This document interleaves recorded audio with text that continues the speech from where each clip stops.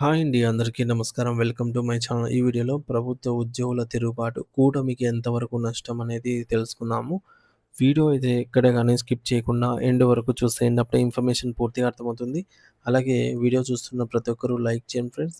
ఈ వీడియోని తోటి ఉద్యోగ పెన్షన్ మిత్రులతో అయితే షేర్ చేయండి. కొత్తగా మన ఛానల్ చూస్తున్న వారు ఇంకా ఎవరైనా సబ్స్క్రైబ్ చేసుకోకపోతే వెంటనే మన ఛానల్‌ని సబ్స్క్రైబ్ చేసుకోండి. సబ్స్క్రైబ్ చేసుకోవడం వల్ల నేను చేసే ప్రతి ఒక్క వీడియో మీ వరకు రీచ్ అవుతుంది. ఇక ఆలస్యం చేయకుండా వివరాల్లోకైతే వెళ్ళిపోదాము. ఫ్రెండ్స్ ఇక విషయానికొచ్చినట్లయితే ఏ ప్రభుత్వానికైనా క్షేత్రస్థాయిలో యంత్రాంగాన్ని నడిపించే ఉద్యోగులే అతిపెద్ద బలం మరియు విమర్శకులు కూడా ప్రభుత్వ అంతర్గత లోపాలు, క్షేత్రస్థాయి వాస్తవాలు ఉద్యోగులకు క్షుణ్ణంగా తెలుస్తాయి కాబట్టి ప్రభుత్వం చేసే తప్పులను వారు నేరుగా పట్టుకోగలుగుతారు.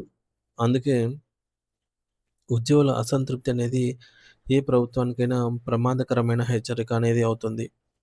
సో, గత ప్రభుత్వ హయాంలో ఉద్యోగులకు కనీసం 5వ తేదీలోపు జీతాలొస్తే చాలని పోరాడేవారు. ప్రస్తుత కూటమి ప్రభుత్వంలో 80% మందికి ఒకటో తేదీనే జీతాలు, పెన్షన్‌లు వస్తున్నాయి. కడుపు నిండిన తర్వాత ఉద్యోగులు తమ ప్రాథమిక హక్కులైనటువంటి పీఆర్సీ, ఐఆర్ మరియు డీఏ బకాయిల కోసం గలం విప్పుతున్నారు. గత ఎన్నికల్లో 80% మద్దతు ఇచ్చినటువంటి ఉద్యోగులలో ఇప్పుడు సుమారు 30% మంది ప్రభుత్వంపై ఆశలైతే కోల్పోయి న్యూట్రల్‌గా అయితే ఉన్నారు. మరి ప్రభుత్వం ప్రస్తుత సంక్షేమ పథకాలకు పెద్దపీట వేస్తోంది. దీనికోసం వేల కోట్ల రూపాయలు అప్పు చేయాల్సొస్తుంది. ఫలితంగా ఉద్యోగులకు రావాల్సిన 30,000 కోట్ల బకాయిల్లో కనీసం 5,000 కోట్లను కూడా చెల్లించలేని స్థితిలోకి ఆర్థిక ఇబ్బందులైతే పెరిగాయి.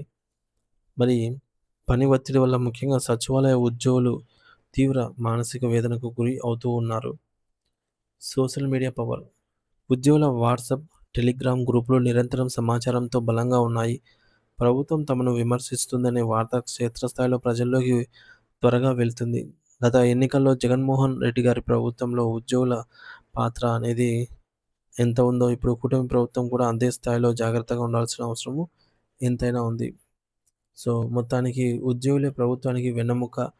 ప్రభుత్వం అప్పులు చేసి బండిని నడుపుతున్న తరుణంలో ఉద్యోగుల సహనం నశించకముందే వారిని చర్చలకు పిలిచి సమస్యలను పరిష్కరించడం అవసరమే అవసరమనమాట. సో, ప్రభుత్వం కేవలం సంక్షేమ పథకాలకే పరిమితం కాకుండా యంత్రాంగాన్ని నడిపించే ఉద్యోగుల ప్రయోజనాల కోసం కూడా కాపాడాల్సిన అవసరం ఎంతైనా ఉంది.